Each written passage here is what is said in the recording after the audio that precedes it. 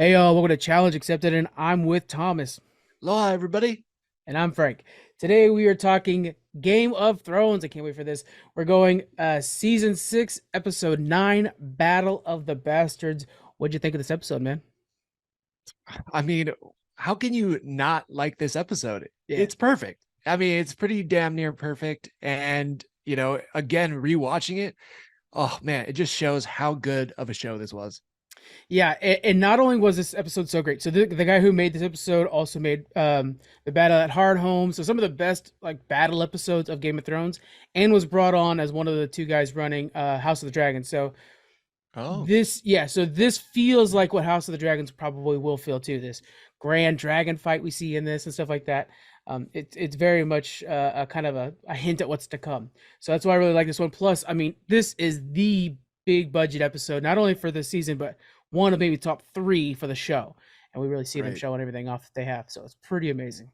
Yeah, that's what I loved about Game of Thrones, which was, normally for shows, it seems like the premiere episode and then the finale are like the two biggest, baddest episodes, Yeah, where this was like the penultimate episode before the finale. And you're like, what the hell? Like, if this episode is that crazy, what's the finale going to be like? right. Yeah, this was really, and I think the finale of this season wasn't a big deal, but this one with the Battle of the Bastards was so freaking good. And it's called Battle of the Bastards. We always talk about that battle. It's Hmm. also Daenerys finally locking down Marine, which was a big deal too. So it Hmm. was just, oh, what a 1-2 punch. It was so good. Absolutely. Yeah. Yeah. We And man, did I want Ramsay Bolton to die? ooh, and That sounds so messed up, but spoiler alert. yeah, He yeah, does. seriously. In a really good fashion too. There's a lot of, I don't know if it's called metaphor. I ain't smart enough to know if it's metaphor or not, but it was a lot of kind of like this is what this means kind of thing, like the starving the dogs thing. Yeah. All those like that was not only foreshadowing, but also obviously meant what Sansa was going through, stuff like that. So there's a Yeah. lot of that going on, and I love that about this episode too. I know. Just that, haven't fed my dogs in 7 days. They're ravenous. Yeah, yeah. We'll talk about it towards the end because that means so much for him. So He's such much. a jerk. I love it. Yeah. All right, let's get underway with our 2 minute. You can do the 2 minute for us. Let's do it. All right, Let's try starting not to blow it. in 3, 2, 1, go. All right. So we open with Daenerys getting attacked in Marine. I'm not exactly sure who it is, but they're getting attacked. Tyrion is trying to advise her. He's discussing surrender. Then Daenerys just comes in with their dragon, burns up all these ships, lands. And then I don't know, Grey Worm just like slits these dudes' throats. He's a badass. Love Grey Worm. We jump over to Winterfell, and Ramsay Bolton is now meeting with Sansa and Jon Snow before the battle, and they're kind Mhm. of discussing, are they going to surrender? Are they going to fight? All those kind of things, and they're trying to decide if Rickon is still alive. We then jump over to Jon, Davos, and Tormund all meeting up in a tent discussing the plans for the battle and how it's going to go. Sansa's like, well, you didn't include me, and I lived with this jerk for a while, so that was kind of messed up. We then get to the actual battle that morning, and they don't know if Rickon is alive again. And then, oh, wait, there was a Direhead wolf that was thrown, which was Rickon's wolf, messed Ricketts, yeah. up, battle's on, and Rickon's out there. Ramsay decides to be a complete dick and play a game, let Rickon kind of run through and start shooting arrows at him. Jon starts riding over to save him, and at the last moment, Rickon doesn't use the zigzag technique and gets shot by an arrow. Classic. And then Jon can't save him in time, so from there Jon just charges ahead, arrows fly, epic battle ensues. All the infantry comes. Jon's horse gets knocked down, and then he stands like a badass, taking off the belt, about to fight. And then it's just the most chaotic, Yeah. crazy, insane, lucky survival fight scene ever, and just pure gory blood, just people getting slashed up left and right. Then Jon's forces are then surrounded by Ramses, and they get encircled. Everything seems lost, and then last minute, Littlefoot, is that Littlefoot? Littlefinger. Littlefinger, oh, Littlefoot, Littlefoot, good movie Littlefinger. though. There's another one. Yeah. Yeah, goes in and saves them. Jon chases them down. Like basically beats the crap out of Ramsay. He's in jail. Sansa comes, and then Ramsay is then fed to his own dogs. That was about 3 minutes because I forgot to flip the timer in time. Yeah, sweet. I I'm was gonna like, man, I'm I'm killing gonna this lengthen the right now. music we put underneath that part. Yeah, I was like, I dude, know. I'm crushing this. I've never been this good at it. I'm always like sweating bullets by the time this goes around. Okay, Nice. so one of the things you said that I love discussing about this episode is how lucky John was, and Mhm. let's talk about it right away because I just it's one of my favorite parts. He was not lucky at all. Let me explain. He Ooh, has a meeting with Melisandre, who says he's asking her, "Do not bring me back, please." She says, "That's not up for me to decide. I'm not the one with the abilities to bring you back. yeah. I It's for the aim Lord at of you." Light. And the Lord of Light, Raylor, decides, "Okay, yeah, bring him back. I'm Mhm. just aiming at you. If you die again, I'm gonna do the same. And if he wants you to come back, you'll You're come coming back." back. Yep. This episode, when John is not getting hit in that long single shot, which by the way, that alone is cool, So good. is proof that Raylor needs him still, so he's not gonna die. Mm. So it's Just one of those things where like when you know you're gonna die from being crushed under a boulder, you're like, yeah, shoot at me all you want because I know no boulders around me right now. That whole thing. right. Interesting. That's funny because so I watched this episode with my wife and we were talking about that. And we had varying theories. We're Yeah, like either one, he's lucky, two, it's destiny and Lord Light is protecting him. Three, did I say lucky already? So maybe there's not a three. yeah. So It's 1 and 2. Yeah, you're right though. yeah, but we were kind of going back and forth. And I love that the show doesn't make it super obvious, but has Right. that conversation before the battle with Melisandre so that you kind of question it. You're like, Hmm. John, is John the chosen one, or did he just happen to be super lucky in this situation? I don't know. I like that it's kind of ambiguous. It is ambiguous. Now with Melisandre's character, so her character throughout the entire show and even in the books too is less ambiguous about it with herself because she's like, I'm not gonna die here. Like she keeps going with Stannis into war. She's like, I know I'm not gonna Mhm. die. I know how I die. It's not here. So it's the same thing with this. It's kind of like, yeah, I'm fine. I know how I'm gonna die. It's not like this. So I think it's kind of her proving the thing that she's been saying this whole time throughout her own story with John. And so then we see later on, yeah, if it wasn't for John, Daenerys would not have come to the North. The North wouldn't have united to defend against the White Walkers, which is what Rhaelor's entire Oh, thing is, to stop the Great Night. So, so like if John wasn't there, Arya wouldn't be there. Who would have stabbed the Night King? None of the mhm. dragons would have been there. Would have finished the job. Like none of that stuff would have been there to stop him. And the Great Night would have come over, and the White Walkers would have taken over everybody. So Wow. it's pretty crazy, but yeah, that's Da- so Yeah, that makes a ton of sense. Man, I didn't think about it in that sense where, yeah, he was kind of the whole reason everything gets wrapped up and they actually win the battle for the like against the White Walkers. So yeah. crazy. Didn't think about that. Yeah, it's what's even crazier, guys. I mean, Game of Thrones. This could be a 4-hour episode, honestly, if it were up to me. But the dagger that Arya uses to stab the Night King is the same dagger that we see in House of the Dragons that is handed over to Rhaenyra from her dad. Like that. Oh, I love that the show Yeah. does that stuff. It's I so freaking good. I know. Just the little subtle Easter eggs and the connection through those Yeah. Easter eggs is so good. And he's like, Really well he done. literally, Viserys tells his daughter, this dagger is evidence of who shall, or of, yeah, the line that will bring down the Night King. And it's like, Yes. yeah, it is, but it's just gonna skip a house. It's gonna go to a different house to do it, but it will. It's Yeah. so freaking dope. Yeah. And not even So because Jon awesome. Snow is a Targaryen. Oh, don't get me started. Yeah, absolutely. Yeah, just the amazing and let's talk about the battle because Yeah. I mean just that the way it's shot too and the way everything is Yes. coming in and every time you think he's just about to die, boom, another infantryman comes in and gets like clocks the other cavalry guy and then he's Yeah. like slicing one guy and I don't know, it's just such like fine moments and just all captured in one long shot is so badass. It's I like love those are that. the scenes that I live for in anything, whether it's superhero shows or fantasy shows like this. It's just like so epic. But then they take it to another level where there's this realism to it, where people are literally getting split open everywhere. There's people who are like legs are gone, limbs are missing, Yeah. just horses are getting taken out. I feel like the worst for the horses because it's just Yeah. like, oh my god, it's brutal. This episode does such a good job of, like, I think it's called hyperrealism, where it's like everything looks so real. It's anime style, right? So this is an Yeah. anime battle. It's so real that it's beyond real. Like the pile of dead bodies. Like, yeah, dead bodies would pile, but would it be that big? Yeah, Like that yeah, kind of that's thing. true. Oh yeah, if you slash their neck at that point, blood will squirt out. But is it that much blood? Like, you know, and so it's so grand that it like stops you in your tracks. But also you're like, yeah, that's real. It's a lot more than like say if somebody were to get cut open on a Pirates of the Caribbean movie where they don't show blood. Right. It's, you know, so it's It's gone oh like man, the it's so other way. watchable. It's almost like a horror slasher style Yeah, where you're like, yeah, oh like a my Kill God, it's Bill or spreading something everywhere. like that. Yeah. Yeah, yeah. It's so good. The continuous shot doesn't get enough credit. I think it's one of the best things about this episode. And you were right. Like anything that does a continuous shot, I appreciate. Even It's Always Sunny in Philadelphia has an episode where Charlie is doing a the inspection episode where he has an inspector coming over and it's a continuous shot, and it is like a master class.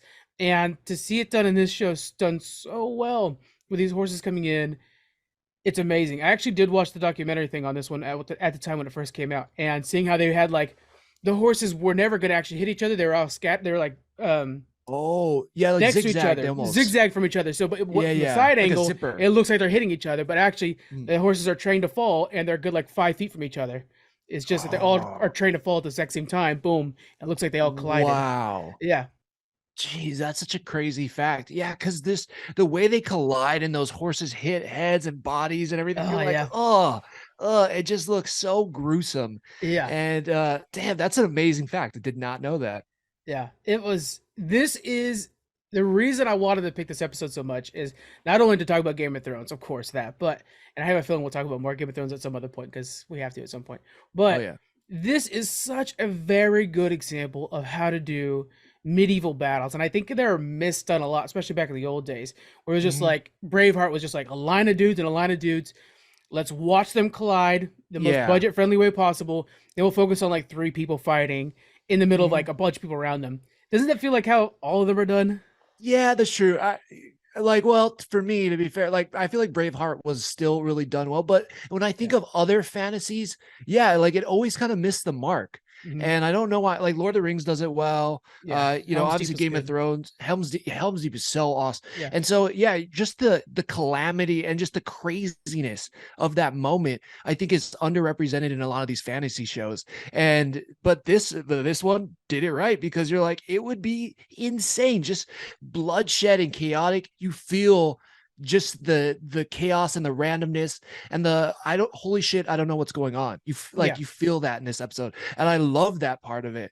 Cause Yeah. everybody be like, I would be a badass. I'd be able to fight and kill everybody. And I'd block this and dodge it. It's like, no, shit would just be going crazy. And Right. then you would just you would just be running on pure instinct. And that's what we feel like, or at least that's what I feel like watching John in this scene. Yeah. You feel tense like with them, like, oh man, I'm barely surviving this with you. And I Yeah. love that. Oh, it's so cool. So I good. think this battle does probably the best I've ever seen of showing like nonverbal cues of the status of the war. So we start off with when they're about to attack and stuff like that. When we see the pans of each army, we have John's side, who looks like some 90s baseball movie ragtag team Yeah. of wildlings. There's one random giant. Everybody's not matching. Then you see Yeah. Bolton. Shields all match, super clean. All the dudes look the same. It just Right. looks like, oh man, these guys are going to get annihilated. Yeah. I mean, It's so even badass looking. yeah, you're right. Even the tactics, right? Like Yeah, once they kind of scatter John's troops, I mean, all the arrows are in unison. They're knocking, they're yeah, firing all in unison. The cavalry's going in. And then when they finally like surround them, they kind of go in this circle with the yeah, shields. which is And very visual. Like when you see that, you're like you don't have to have somebody yell, "Oh, we got him surrounded." No, you see like the shields make a certain right. color that make it look, and everybody else is gray, so you can see like this line form around them. It looks very visually pleasing, really. Absolutely. Yeah. It's like this thing, I always say it kind of on the other show, but basically it's showing versus telling. Hmm. And this show does a fantastic job of showing you, like you were saying, the status or the coordination or the tactics. Like John's team was just like on pure adrenaline and chaos. Yeah, Let's get them. The Ramsey Bolton side was this is the tactic. This is how we set it up. yeah, Like one player, like John's team was playing checkers. So there's automatically, for so many different reasons, the cards are stacked against them, but they're playing checkers and Ramsey Bolton's side is doing chess. Yeah. Like this is how we win. This and you, when they set up the shields and then the spears that go in there, like up until Collapsing. the moment. I mean, oh, it's so good. But up until the moment that John kind of pops up from getting trampled on, which Which that also is itself needs to be discussed. That's so freaking cool. yes, let's definitely touch on that too. But up until that moment, you're like, they're done. There's no way they can win. Yeah. Even with the giant everything, like they're just too coordinated. They have too their equipment's too good. Like just the numbers are get like against John's side. Everything was stacked against them. And then yeah, just by pure luck of the light or Yeah. whatever. Then you got Yeah. Sansa, aka Gandalf, coming in Right, with the right, army that we right. didn't know we needed to come Yeah. over. What I love about that shot too, again, coordinating everything through visuals and not through dialogue. As they roll in, the Knights of the Vale, which is Littlefinger and Sansa brought, they're Littlefoot. on what's that? No, I said Littlefoot, but I was just kidding. Oh, Just I was like, did I mess yeah. it up? Because I thought I said little. Okay, No, so no. they're on multiple color horses, but when you watch the shot, they have all the white horses facing the camera. So when you have like the sea of gray plus the sea of gray with blue and red for the Boltons, all of a sudden you see like this piercing line of horses coming through, most of them white, piercing through and kind of showing like it reminds you so much of Gandalf with his white light just piercing through all the Oh. orcs. And it's a very clear sign of like, oh shit, the line is broken. And you can see the white horses kind of leading the way. You guys watch that scene again. They clearly have all the white horses in the front towards the camera side, and it's just like, oh yeah, here comes the Knights of the Vale. This is what it needs, and of course, what that also shows, leaning back on the conversation, which is what makes Game of Thrones the best, is that we have this epic, unseen battle before, backed up by just insanely good dialogue. And Mhm. when we have Sansa rolling in with this army, it's showing that yeah, you are the warrior, you are the better one at tactician, at strategy, blah blah blah blah blah. I'm the politician. And this is what the benefits of the politician coming into battle means. So you see how if you have both and you reward both sides, you win the war against the Ramsay Boltons so of the world. So oh, just mwah, chef's kiss. Wow, absolutely. And the way you just explained that, I mean, it blew my mind. Like we obviously when you watch the show, you know it's called Game of Thrones, right? It's Yeah, everybody fighting for the power, fighting for the throne. But you're so right about that, about her, yeah, where the politics of that world come into play and basically saves their life. yeah. Man, that's so good. Such a good catch. I love it. I love it. Mhm. Uh, now that we're all freaking all pumped up in adrenaline, what else can we talk about? Yeah, I I want to know. stick to John's side before we get to Daenerys' side because Well, they're really kind of like two parts. yeah, we talked about, I think again, and this is probably beaten to death already in this conversation, but him getting trampled on Yes, yeah, seems like such a weird point in the show. Cause then it also goes like, maybe it's there to throw us off from the whole destiny aspect of his character. But yeah, it's like, what the hell? Is he going to die by his own troops in this moment? we kind of think that might happen, and it's what I like too is it slows the episode down on its breaks. Like it just stops immediately because it's Right. like tense, tense, tense, and then all of a sudden it's like stops and narrows this giant crushing down to one person. And Yeah. that's how war is really. Like I'm not a veteran, but from what you know, that's how war Yeah. is, you know. Yeah, I've been in a few intense laser tag battles, and There- yeah, I can only imagine. No, but Call of Duty gets real for me, man.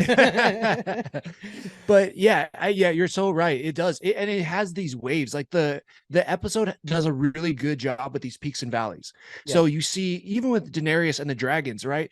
It gets like really high with her destroying those ships and then confronting the attackers. I'm not sure who they are, but then we get to John, and it kind of slows down, and it's the tense emotion before the battle. yeah. Then the battle is all intensity rage, and then boom, slows down. Like, is John gonna die because of? And as somebody who's claustrophobic, for me, oh my Oh gosh, wow, does that scene I get bet. so like, I just want to take deep breaths when I'm watching it. But yeah, it just kind of plays again with what you were saying with, is it destiny? Is it luck? And I think that's where it kind of makes me wonder and kind of second guess what's the whole point of this. And then boom, yeah, then the Knights of the Vale come in. So that part, oh man, so crazy. It's mirroring a shot too, by the way, from I think it's the last season or it's earlier in this season when Daenerys is surrounded by people who worship her, and she also looks up at the camera like they do. It's the exact same position and everything like that. It's the exact same mirroring. They purposely did that to show how much the two are similar in a lot of ways, and like there's like a lot of there's people who are much smarter than me that explain that shot. I know. Yeah, but that's incredible. Yeah, because I mean, we know that their destinies are going to align, and that Yeah, they're related. There's love there, but yeah, that their destinies will kind of meet and then kind of create the events for the and future. we'll talk about it when we get to Daenerys side, but Targaryens themselves, they have, just as real quick touch on this, is the saying they flip a coin, you're either a great conqueror or a great leader. And we're Mhm. seeing here that we have a great conqueror and a great leader, and which one's which? You know, that's what you're trying to figure out. Yeah. Is Jon a great conqueror or is he a great leader? Is Daenerys a conqueror or a great leader? And so yeah, I just love that it costs, and at this time, really, it's only the, like maybe like the forum. I remember back when Game of Thrones was first coming out, like the books have, even the books are not done yet, but there's so many forum posts of like what's, who's Jon's parents, da da da da da. And so Right. everybody watching that always assumes he's a Targaryen and we just don't know it yet. And yeah, you're really seeing that, like, yeah, he's actually like Jaehaerys the Wise. He's like one of the best leading Targaryens ever. He might not be one of the best conquering Targaryens, but he is very good at leading. So it's kind of, or what does that mean? It goes into so many things. Man, you just made the best case ever for me to actually read a book. Oh, Like a I full can't book. suggest them for you. And like just Yeah, that like first Game of Thrones, oh, it's so good. yeah, I mean, I can read comic books all day, but like an actual book, it's been a minute. And man, did you Audiobook, just get the like pump me audiobook, up. man. Yeah, There get you the go. audiobook.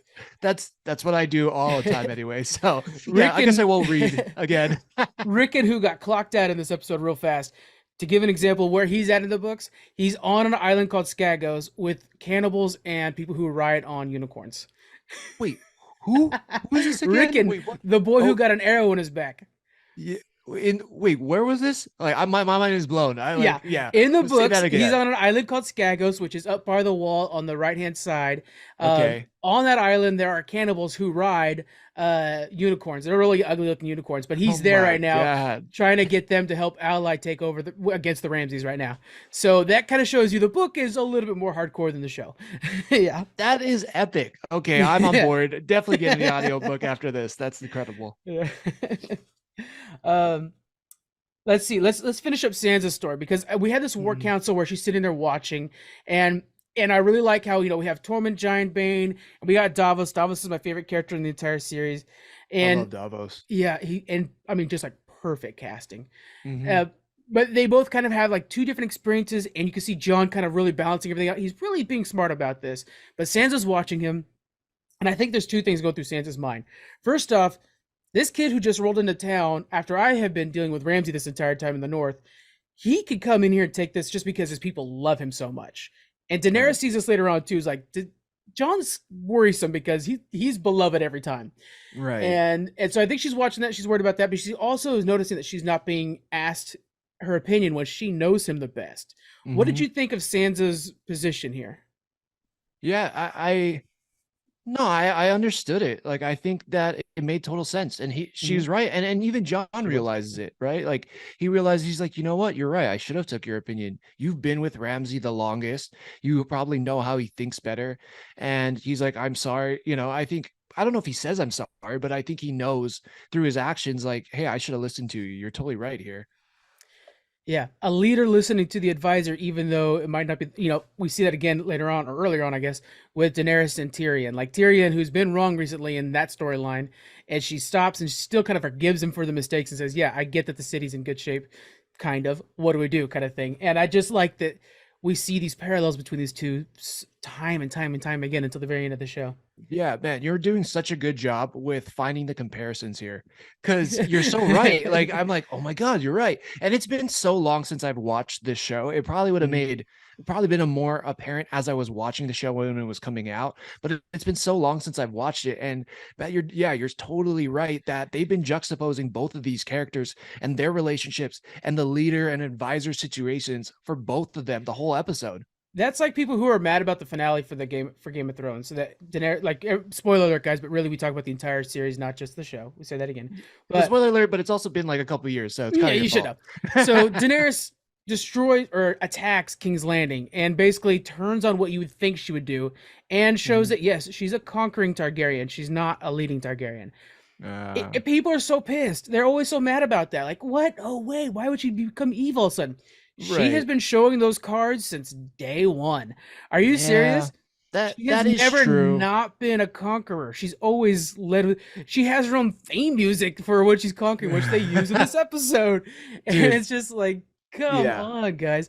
And Well, you know what? I she's will dope be at it. fair though. I am I have been one of those guys, but again, hearing you talk about it now and all of those things you're highlighting, you're right. And it makes so much more sense now. It's easier to digest, I think, for me. It's kind of similar to how Wanda was in multiverse of madness. Yeah. Like it seemed like the transition was so steep. And for anybody who's read comics, like what the Darkhold can do, how it Right, corrupts right, right, right. people. Yeah. But like for just watching it cinematically, you're like, whoa, this is kind of a big shift. And it Yeah. felt that way for Daenerys at the end. But you're right when you're talking about the theme music and how you're explaining the different types of Targaryens, leaders versus conquerors. Like it because Daenerys is so fair, right? And she provides so much for the people that she liberates. It doesn't seem like she's a conqueror per se. It seems like she's Yeah. more of a leader.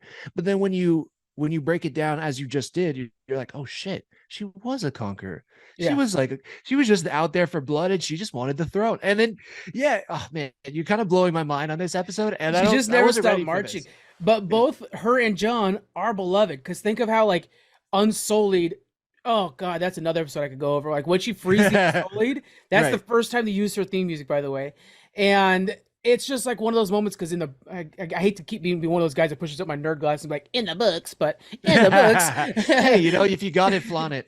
when you're reading it, you know the whole time that she knows Valerian and they're talking shit in Valerian. In the show, they reveal it too, but in the book, you know the entire time that what they're talking shit Oh, like, oh, this whore, blah, blah, blah, blah, blah. And you're like, mm, oh, Daenerys knows this.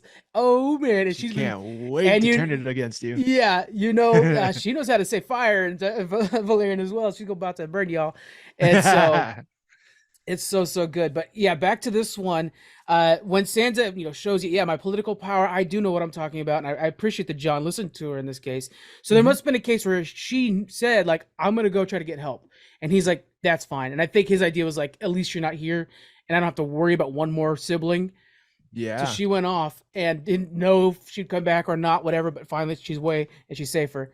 Um, and then she comes back, and then they have that moment where they chase her down and chase Ramsey down, and they're beating his ass. And John looks over at Sansa and stops. Do you think at that Right. moment he's thinking, "Oh, the just thing is to stop," or "Oh, I shouldn't do this in front of my sister," or is he like, "I'm gonna leave him for you"? Which I'm hoping he wants that one, but I don't know. Right. I think it's a little bit of both.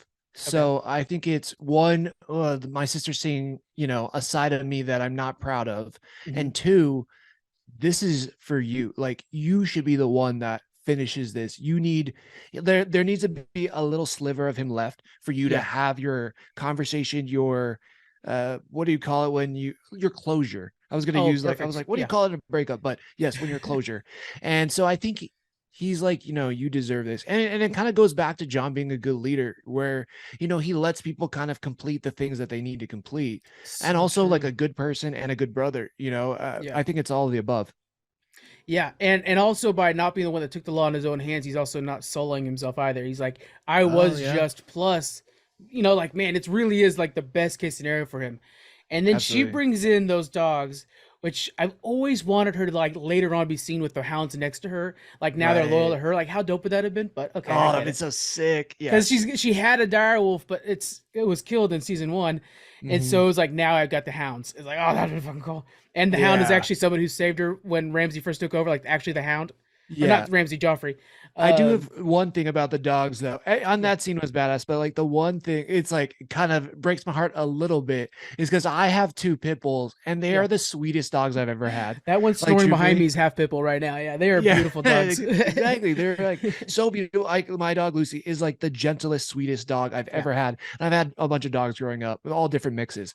And so that part of me does kind of break my heart. But he's like, my dogs will never hurt me. They're loyal beasts. And Yeah, then she comes in and like, I was just like, oh, did they have to be pit bulls? But I I know. get it.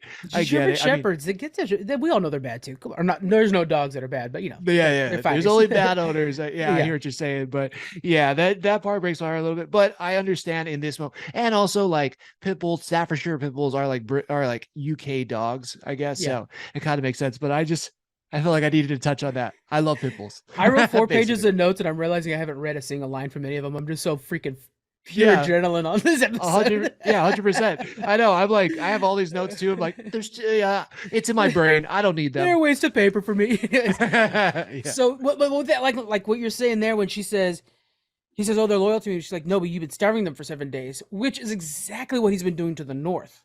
He's trying to Yes. figure out like, why am I Oh, not controlling the North? Well, you've been starving them. Sansa was willing to. She was happy to have a person who wasn't Joffrey. You starved her, metaphorically. You raped her. right. Same thing with Greyjoy. He turned on them, and you could have came in and worked with him. Instead, you treated him like Reek, and you cut off his junk. It's time and time again, you were a Yeah. bastard, like literally a bastard. And Uh-huh. so like you starved them for 7 days. You're getting killed by what you starved now. And it was just like, go Sansa. I Yeah. was so proud of her at that point. Yes, man, that's so good. I know.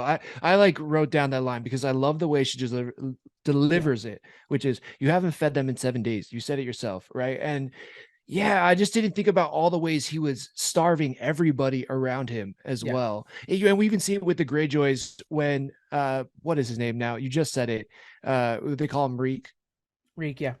But what was his name? What Theon was it? Greyjoy. Sorry, Theon Theon. Greyjoy. We see Theon and his sister earlier in the episode too align with Daenerys Yeah, too. So we see like he basically cut off this. I mean, he cut off his own limb in a sense yeah, here, and then that limb turned around and then went to someone else to then help them, overthrow another kingdom. So it's like he yeah. could have easily used their power, but anyways, he wanted to be such a dick and just kind of, be so manipulative and evil that he kind of screwed himself even more. He could have had an iron fleet on his side, Yeah. but he does it now. Nope. Yeah. Um, Anything else you want to go from the North before we go talk about Daenerys and the Marine? No, I just like there's one little moment once they kind of beat down and capture Ramsey, you see the banners of the Starks fall. That I felt just so loved that good. little detail. That was Mm. super badass. And then Tormund is the man. I love Tormund this whole Yeah. show, and he's an absolute savage in this. He like bites off that guy's a chunk out of his neck or his. I mean, him and that guy just headbutting each other in the Oh, circle when they were like pressed against brutal, each man. other was savage. I mean, Yeah. absolute savage. Yeah. So I just wanted to highlight that. I hope he joins because Kit Harington's doing a new Jon Snow show. I hope Tormund joins Right. because I really want those two like buttercup through the North. Like how cool would that be? So Yeah. hopefully he's in there. I'm so curious. We got to talk about it later. I don't know if on Yeah. this show, but I'm so curious what We have that so show's little gonna be detail out. right now. Yeah. Yeah. I want to make sure to throw out the fact that we saw Ellie from The Last of Us. Oh yeah, Lady Marmont. Yeah. And The my little my bear. wife goes, "Oh, she was so cute." I'm like, "Oh, what does that mean?" Like, That's she before she was was adorable. desperate for a gun. That's Yeah. true. Yeah, yeah, and like slowly stabbing infected in the head Yeah. in That's holes. what got her the role right there. Um, all right. So over at Marine, it's the slavers. So just to kind of the Marine is one of many cities controlled by a slave industry. When Daenerys rolls Ah, in, she pushes them out. It's the other cities that can't have a gleaming example of freedom nearby. So that's what's coming in to attack them. It's three of the big houses from three of the big cities coming in to attack them oh, right there. okay, that makes sense. Yeah. Forgot about that. But Marine is doing better. Tyrion is right. It's just that he's kind of had failure after failure recently, and we're starting to, as a viewer, question: is Tyrion smart at running at being an advisor? We see that he ran King's Landing very well, Right. despite Joffrey. But here, when he's an advisor to Daenerys, who we assume is amazing, um, he seems to be failing left and right, and he's trying to convince her, like, I promise you, the city's doing well. It's the reason it's getting attacked is because the city is functioning, and it's you can't have a functioning city nearby like this. Um, Right. do you remember watching this and questioning whether or not Tyrion is as smart as he seems? Oh yeah, absolutely. Yeah, where I was thinking the whole time through his journey, I'm like, is this guy smart or is he lucky? Yeah. Maybe, again, maybe another comparison to John, who, is like, is this guy skilled or is he lucky? And he's definitely in this show. You're like, at any moment, this guy could go, but you're such like, he was a fan favorite. I mean, at Yeah. least he was for Oh yeah. me, and I kept wanting him to survive. But again, I'm like, I don't know if his luck's going to run out or somebody's going to think, hey, he's not as useful as he claims to be. Tyrion is based off of so everybody in this is based off of British history, English history. So Oh, like the War of the Roses is actually the war that like all this stuff is based off is actually Cersei Lannister's is from the War of the Roses, all that. Um, George R. R. Martin was a big fan. Now the reason we know Tyrion will always rise to the top somehow is because that is George R. R. Martin in the story. He put Tyrion in, who is somebody from history. Like there is a short person from that one's actually from Greek Roman history or something like that. But okay. he's already said before in interviews, he's like, yeah, Tyrion's me. I give him my favorite lines. He's my guy. Oh, So it's like, that's okay, so Tyrion's good. gonna survive. Is it, yeah, isn't he supposed to be, maybe this is a bad analogy or metaphor, we don't know. But isn't he supposed to be like the Tony Stark of Game of Thrones, where you're kind of supposed to hate him, like he's supposed to be kind of a dick and kind of a Yeah. bad guy, but you kind of want him to succeed? Yeah, and deeper to the story too, you're like, okay, wait, is he part Targaryen too? Because his mom did sleep around with Daenerys's dad, and da da da. There's all Mm, kinds of questions with that too. mhm. He did kill his mom in birth. His dad tried to kill him a few times. There's all kinds of things where it's just like, but whenever his dad has put him in charge of just running a city, he like puts in new sewer systems. He's like just the best at it. And so the Right. fact that in the end of this entire story, he's the one that's going to run King's Landing, the most profitable uh country or whatever inside of Yeah. Westeros. Biggest, baddest Yeah, it's just city like in the good on you. land. And you could Yeah. tell he's going to be Hand of the King, which is Bran of all people. Which, by the way, in the books, George R. R. Martin said it's not going to be Bran in the books. That was the Okay, TV show well, choosing that. the books are already better then, because Yeah, yeah, yeah, yeah, that was not my favorite choice. But man, Tyrion, it's like he deserves it. he He does. was always kind of shit on and looked down upon, and I mean, he shows that sometimes I guess the pen is mightier than the sword, but I think Yeah. in this example, like the mouth is better than the sword, because the way he spits the lines and just kind of Oh, gets people yeah. on his side and gets himself out of all these situations where we've seen so many other characters in the show randomly die, who arguably seemed more worthy or seemed Ned of higher Stark. Yeah. status. Yeah, Ned Starr, exactly. And he just keeps getting himself out of there. You're like, okay, there's got to be something to this character. And there you go. It's J.R.R. some Martin.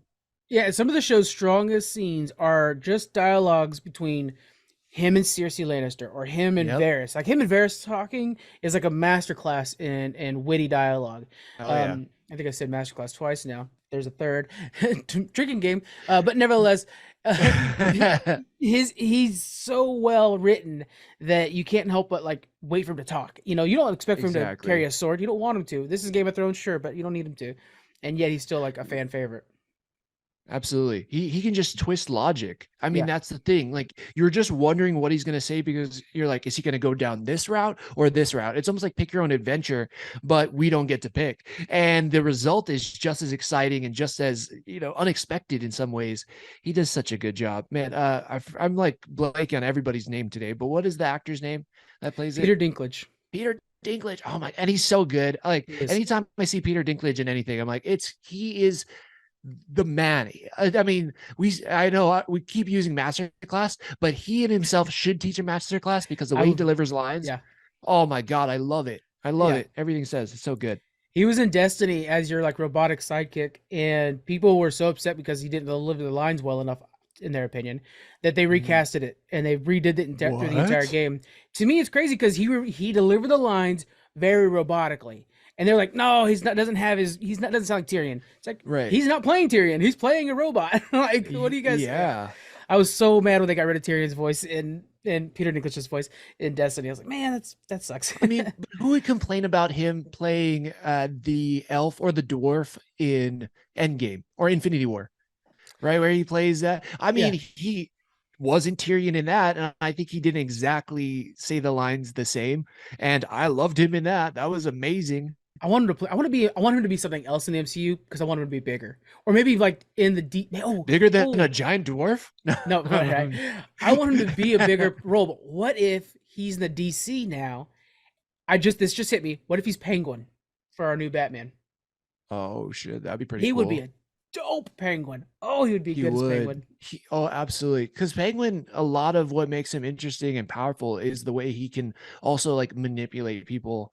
And Yeah, like Penguin always is a bigger personality that his stature allows, which is yeah, to me Peter Dinklage in so many ways. I mean, on screen, he never like I know physically in the show he looks like a little person and he is a little person, but his character is enormous, yeah, is as big as that giant, yeah. and man, oh god, I'm on board with that.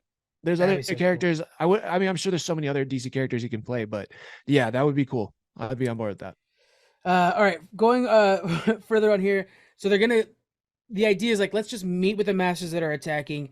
They have this masters, and this is the moment that viewers have been waiting for. Danny, you got dragons, you got Mhm. Unsullied. Just unleash them. Stop trying to be cool. Stop trying to be a cool cucumber and use your Right. force. You got the Thraki. And finally, she's like, Yeah. you know what? I'm tired of trying to sow for peace or anything like that. I'm Mhm. gonna be Daenerys the Conqueror, and boom, boom, boom. That music. So of course she has like her theme song. I'll put it in here, so I'm referencing it now so we can. It starts very soaring and grandeur. It's very much like high Targaryen, high Valerian. It's got a soaring sound to it, so you kind of feel like, oh, it's a dragon, flying above the sky. But Right. then it's got this like beat that drops. It goes loud and hits hard all of a sudden. And what I Mhm. like about it is it's almost like I wrote in my notes here. When you're hearing that sound, it's almost like you could feel the dragon's fire coming through its throat and then out. And so I just Mhm. love that it's like, and they always time it to do that. And so in this moment, when the dragons are flying around, kind of scaring all these boats, and then all of a sudden, boom, Drogon blows black dread fire on all these ships. It just starts Yeah. igniting everything, and it's just like, oh yeah, the beat just dropped, buddy. You're done. It's just Yeah. so good. You're so Oh man, right. Just the way they play with score and music yeah, and silence in the show too. I remember when you first see the White Walkers, and it just gets real silent and you can yeah, hear the breath. All of that, just the way they play with sound and the score. Oh, it's so good. So good. This scene is no different. I mean, this episode is definitely no different. Even when Jon Snow is about to take off his belt and he's standing yeah. there with all of those horses charging at him, it just Oh, goes dead quiet. And it's dude, yeah. so eerie. It's so perfect. Just real quick to touch back on that, I forgot to mention that one of my favorite things is what his body posture means. So, like he's leaning back when he realizes Rickon's dead. So it's like okay, he's defeated. Like if he's leaning back, he's not in a battle stance. Right. And then when he sees he's about to go fight, he takes the belt off and takes the sword out. So that means he never plans on putting that sword away again. He's just gonna die with it in his hands. And then Right. when he like crouches, he's like, oh, he's gonna take out swords. He's not going for human. Like the people who designed that show, that battle nailed it 100%. Oh yeah. One sec, my dog's about to bark. Amazon's pulling up. It's all good. I have a reaction to what you said in a Okay. second. We're all hyping this episode, I tell you. I Yeah. barely touched my damn notes. I didn't look. Yeah, I only looked at the one thing in my notes. I'm like, all right, well, good thing I took notes. That's perfect. I know. But I mean, how can we not be hyped about this episode? I It know. really was that damn good. Which is how the episode is. The episode is all hype, so it kind of makes sense that we would be as much. Yeah. I mean, even my wife, like I can barely get her to like put her phone down and watch like a full episode or movie of anything. And she was like, "Oh," I was pausing it sometimes. She's like, why are you pausing it? I was Yeah. like, I'm gonna go get like a snack real quick. And she's like, no, like, the fact that she was mad at me for I stopping it love that. is super rare. Yeah. I mean, to me, it speaks volumes about how good this episode was, which is Yeah. what she's kind of doing with The Last of Us too. So that's how Mm-hmm. I know I'm like, this show is pretty damn good. It's got lasting power too. Yeah. And you're good, bro. It's gonna protect me from Amazon. Hey, he's doing his job. I guess, but shit. I know. Yeah, that's the hardest thing for sure.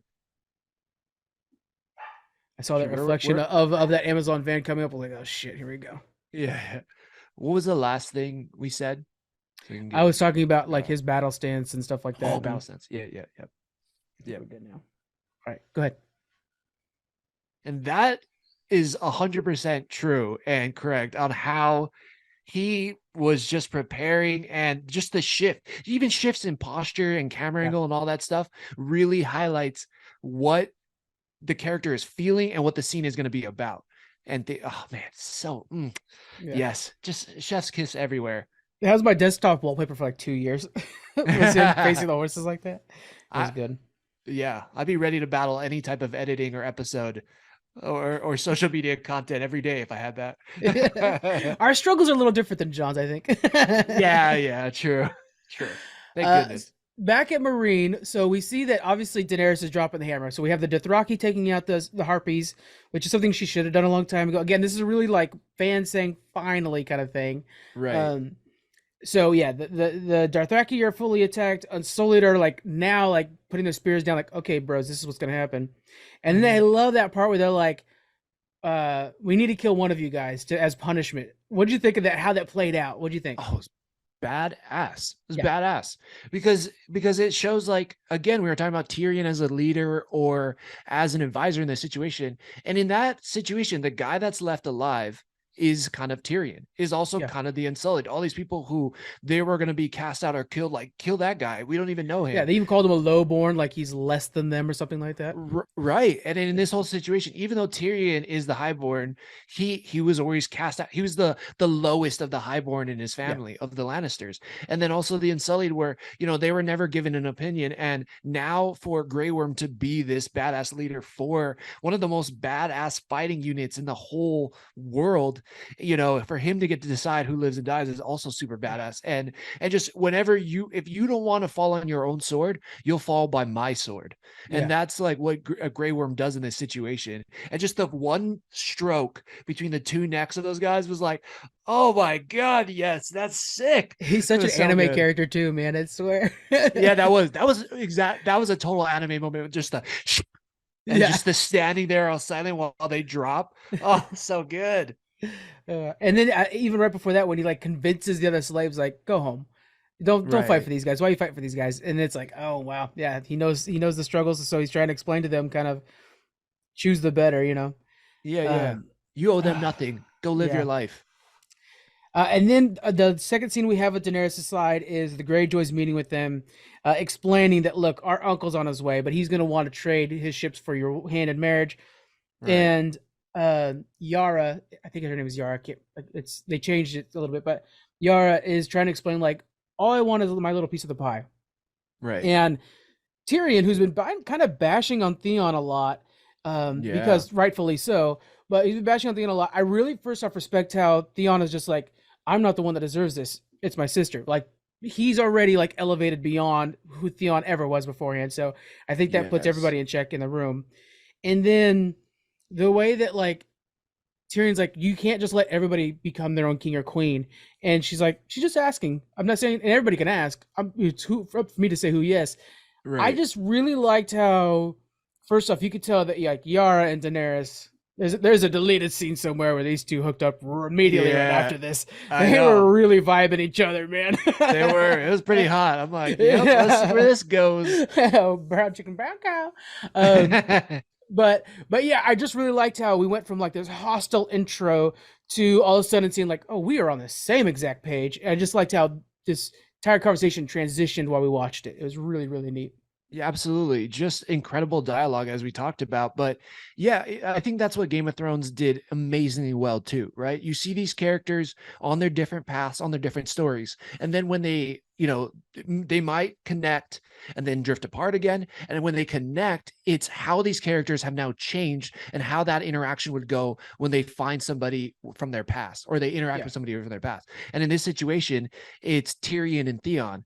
And Theon, used to be just this dick who kind of talked down to Tyrion, but now the roles are reversed. Yeah. Now Tyrion is in power, and Theon has been knocked down so many pegs because of how he was tortured and just kind of just brutally messed up. Yeah. It's pretty amazing, and I love that. And we can even see Tyrion is like eventually backs down and is like, I'm not sure about you, but Yeah. something's different. Like he kind of even adjusts how much he's talking trash to him. Yeah, he's less aggressive.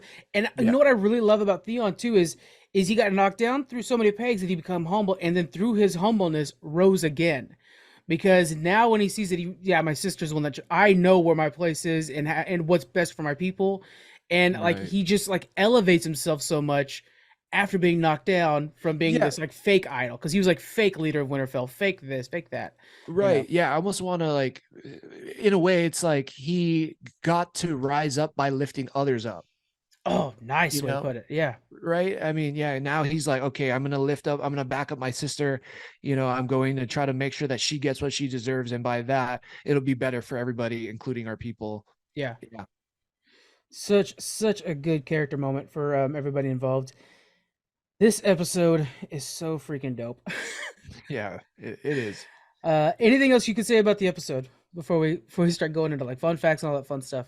No, let's get No, into that's it. it. Yeah. So just a quick heads up, like we like to do shitty reviews for these full episodes. There is none on this bad boy because it's a 9.9 out of 10. I mean, that's pretty crazy to see anything get that review. That's insane. A Right. 9.9 out of 10. So Well let's head deserved. into yeah, let's head into the fun facts here. Let's do it. All right, so here we go. The filming of the battle had over 600 crew members, 500 extras, so basically 1,100 people out on that field, 80 horses, 65 stuntmen and women, and four separate camera crews. Four separate camera crews involved in filming that battle. So there were four. I mean, that alone is nuts. Basically, independently filming a gigantic battle. That is so amazing. Ah, Man, dang. I mean, that's like a small theater full of people that I don't even, yeah, I don't even know how you coordinate something like that. That is just so many. And the cost of all those people and those actors and the stunt people and the horse trainers' time. Oh my God. Like, I want to know how much this episode costs because that's insane Yeah. on how many people are involved. So they actually brought on a military advisor to help set the battle up and coordinate what it would look like. Well, That's why that it makes felt sense. so real, you know. Yeah, absolutely. Holy shit.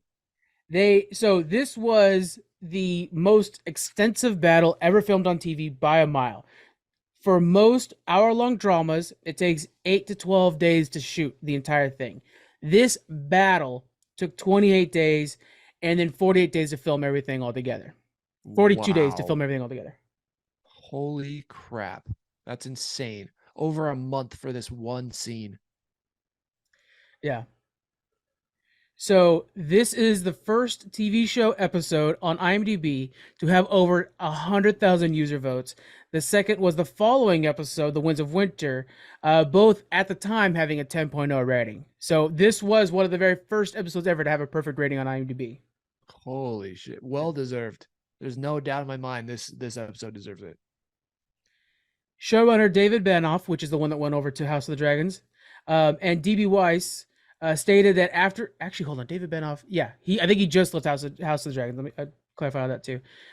Stated that after the episode aired, along with director Miguel Sapochnik, they monitored the IMDb score rather than professional reviews to gauge how well the episode did. So instead of like going to like what did the critics say about our episode, they wanted to Right. see what the fans thought of the episode, like using Rotten Mm. Tomato fan score instead of the critic score, which I think we should do more. Well, who knows? Nowadays, you can't trust the fan reviews anymore either. But Yeah, that's true. Yeah, it's weird. It kind of just depends, but I can't imagine that the critic score was too different than the fan score.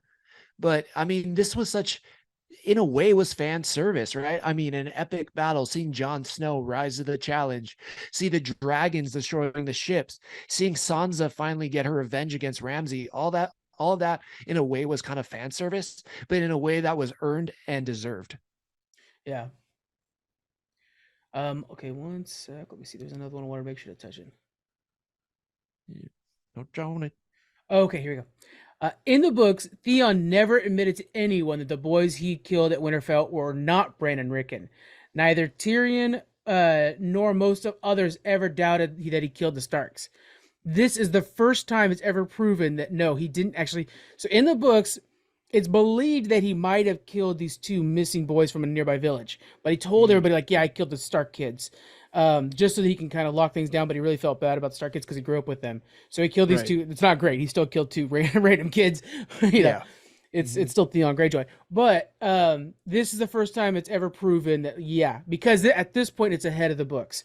So this is the first time it's actually proven for sure. And House of the Dragons now makes that like tradition to now make the show the thing that's giving you the details and the books giving you kind of outside vague information. Yeah. Wow, that's interesting. Because I feel like The the oh, Go ahead. sorry, No. I was just gonna say it feels like the book, as you were explaining earlier, kind of gives you insight on some things that you wouldn't normally have, and then the show does on other things. And this seems like one of the things in the show where you actually get a little bit more detail. The reason that it doesn't do it is Theon's story is told through Theon's perspective, but he doesn't mention it, and then it's told through Sansa's perspective, who only knows what she's seen. So every chapter of the book is told by somebody's different perspective. So when you're reading a story, when you're reading about it, you're reading it only through like Littlefinger's eyes. But then in another Okay. chapter, if Ned Stark's referring back to what Littlefinger's conversation was, he's remembering that like, oh yeah, Littlefinger was like twisting a dagger at the time. Littlefinger might not have been thinking about that. So that's what's Right. really cool about the book too, is you get to hear like Cersei. You know Cersei, like, oh, Cersei looks like she's going through, like she's going crazy. But then you hear Cersei talk about it, and you're like, oh, she's just really paranoid about this one person. Like there's some things that Right. are interesting about that, you know. Yeah, it kind of clarifies situations for you. And then yeah, that's Yeah. it.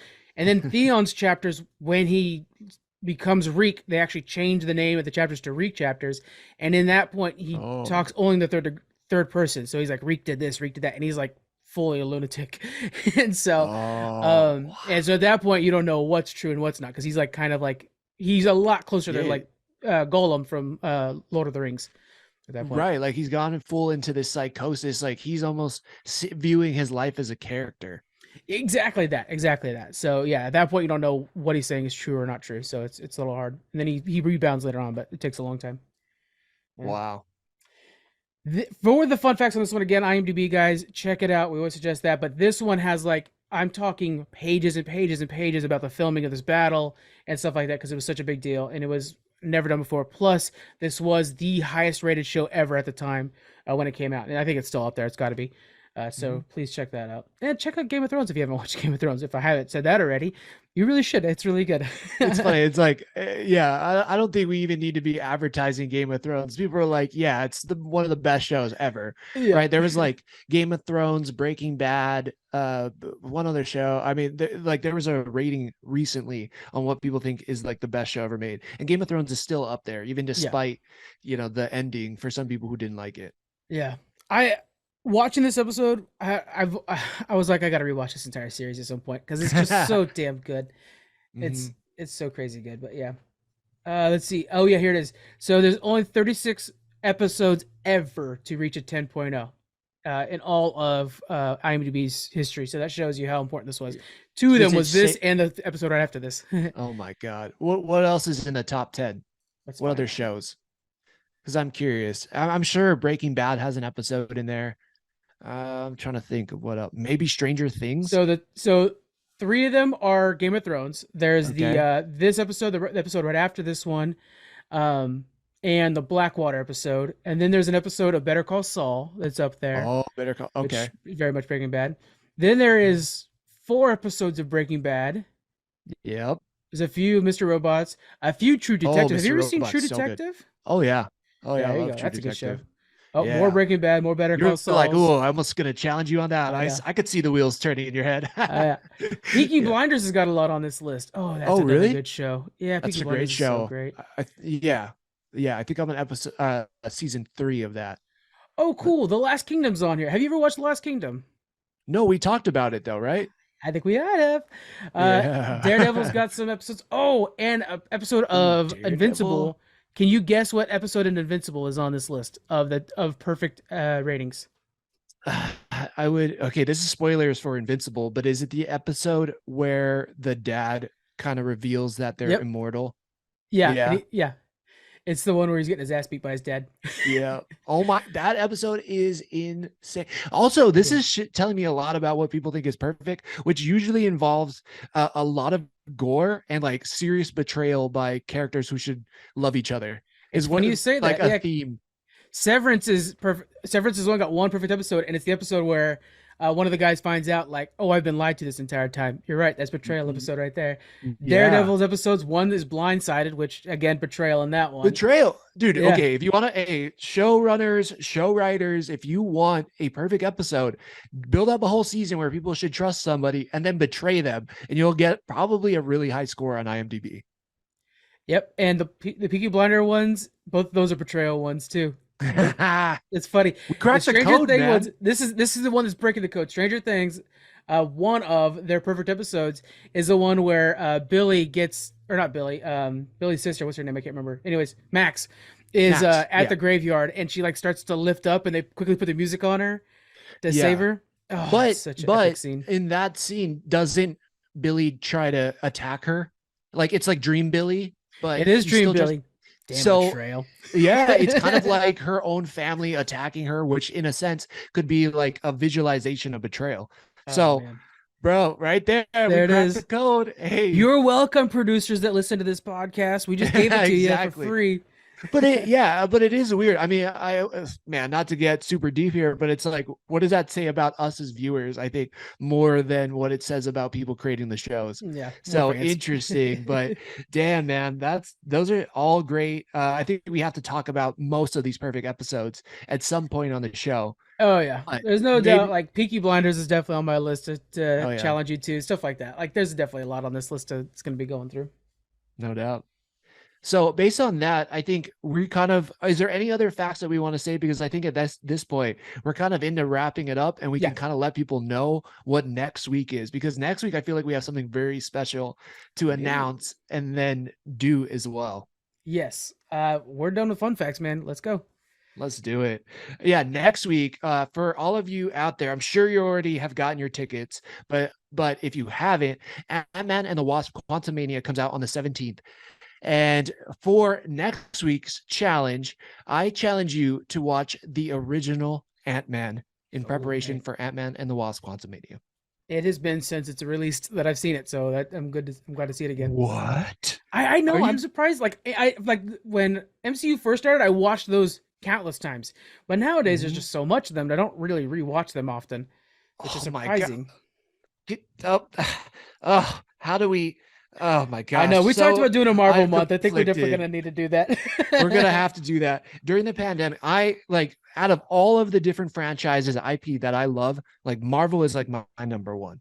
And so I'm Yeah, always gonna root on, like, you guys can call me like a suck up or whatever. I don't even care. I'm always gonna skew on the side of like I'm on board with what Marvel's doing. And then yep, if the show lets me down or movie lets me down, it is what it is. But the original Ant-Man movie was so underrated and so unexpected on how much I enjoyed it hmm, that Ant-Man was never a character that I was like super like, yay, Ant-Man. But when the movie came out and I saw the visuals and I saw the story beats and what Paul Rudd did to it, I was like, yeah. holy shit, I'm on board. You're probably going to hear me say the same thing next week.